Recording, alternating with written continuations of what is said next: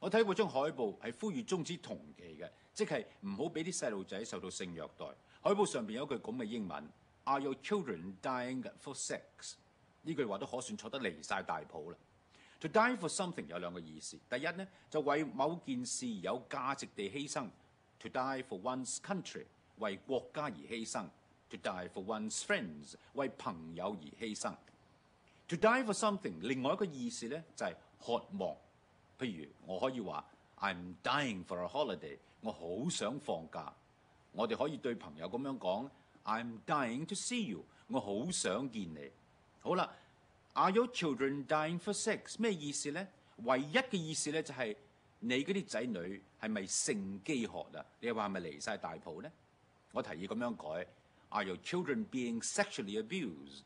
如果你想保持翻犧牲死亡呢個意思嘅，你可以話Are your children victims of sexual abuse？ 總之一句話啦，文字唔可以輕視嘅。